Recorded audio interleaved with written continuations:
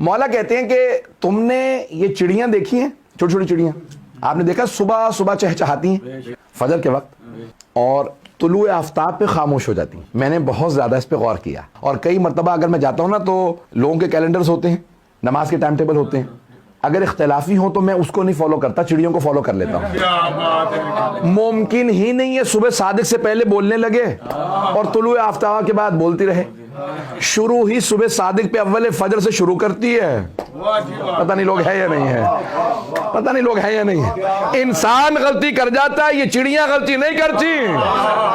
اب مولا فرماتے ہیں کہ بھئی کسی نے سوال کیا تھا، کچھ پوچھا کہ یا علی یہ اتنی عبادت کیوں؟ کہ تم نے چڑیوں کو نہیں دیکھا؟ رات میں آندھی چلتی ہے، طوفان آتا ہے، ان کے گھونسلے تنکوں کے ہوتے ہیں، اڑ جاتے ہیں اسی آندھی طوفان سے، گھونسلے ٹوٹ جاتے ہیں، تنکے اڑ جاتے ہیں، اور جانتی ہیں آندھی اللہ نے چلائی تھی، لیکن فجر پہ کبھی یہ نہیں کہتی اب کیوں تیری عبادت کروں، اب کیوں تیری عبادت کروں، رات تو نے میرا گھر تو گرا دیا. مولا کہتے ہیں رات میں ابھی تازہ تازہ گھر اجڑا ہوتا ہے، صبح صادق ہوتے ہی تسبیح پھر شروع کر دیتی ہے. کہتی ہے تمام تعریفیں اس خدا کی، کہ پھر دوبارہ ہم شروع کر دیتی ہے، شکوہ نہیں کرتی. اللہ اکبر. مولا کہتے ہیں جانور ہوتے ہوئے، پرندہ ہوتے ہوئے شکوہ نہیں کرتی، فوراً تسبیح شروع کر دیتی ہے.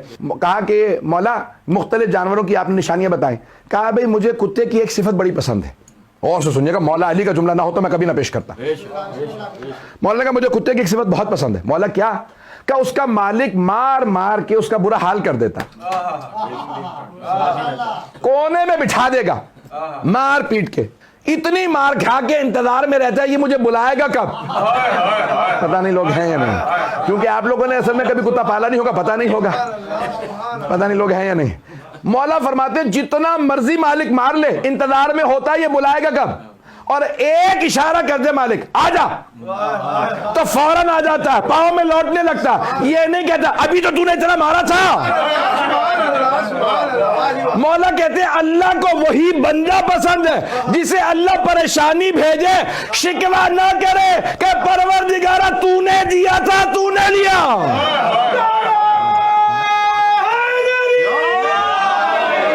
ایران کے ایک بہت بڑے آیت اللہ کہنے لگے کہ میں کہیں جا رہا تھا دوسرے شہر، گاڑی میں اپنی، ڈرائیور گاڑی چلا رہا تھا، انہوں نے اپنی کتاب میں کسی جگہ پہ لکھا یا ظاہراً ان کی تقریر میں نے سنا، تو کہنے لگے کہ میں سفر میں تھا تو میں نے ڈرائیور سے کہا ابھی گاڑی روکو.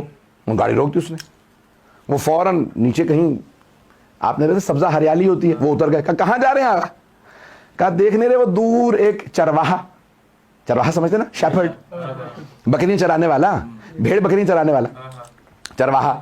تو کہا کہ بھئی یہ چرواہا جو ہے وہ نماز پڑھ رہا ہے، اب یہ بھی اذان ہوئی ہے، یہ نماز پڑھ رہا ہے، اس سے ملنا چاہتا ہوں.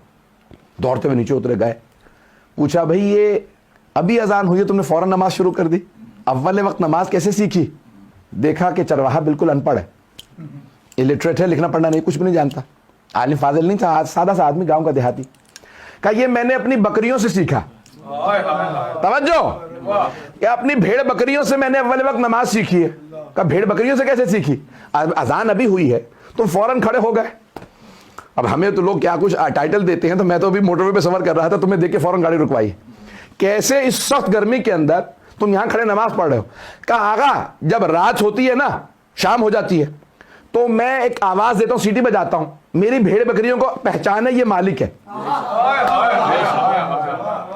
میری ایک آواز پہ ساری بھیڑ بکریاں آ جاتی ہیں. کوئی یہ نہیں کہتی ارے آج تو میں نے گھاس نہیں چرا، کوئی یہ نہیں کہتے میں نے تو پانی پوری طرح نہیں پیا تھا، میں تو آج بیمار تھی. کیا ساری بھیڑ بکریاں ایک میری آواز پہ آ جاتی ہیں؟ ارے یہ جانور مجھ ناقص کی ایک آواز پہ آ جائے اور خالق ہے حی علی الصلاۃ.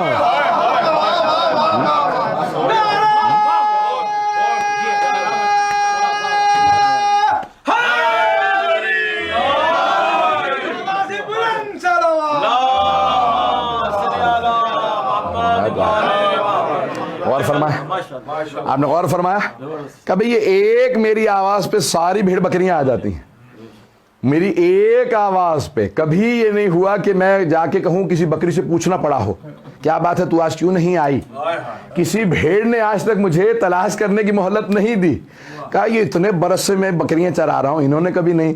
تو وہ تو پھر خالق ہے. جیسے ہی مجھے مؤذن کی آواز آتی ہے میں کہتا ہوں ارے میری بکریاں میری آواز پہ آ جاتی ہیں، یہ میرے خالق نے مجھے بلایا ہے. میں نے اول وقت اپنے ان بھیڑ بکریوں سے سیکھا ہے. پتہ نہیں لوگ ہیں یا نہیں. جتنے پہلوؤں کو دیکھیں گے آپ کو کچھ جانوروں میں ایسی صفات نظر آئیں گی کہ وہ آپ کو اس عروج پہ پہنچا دیں گے.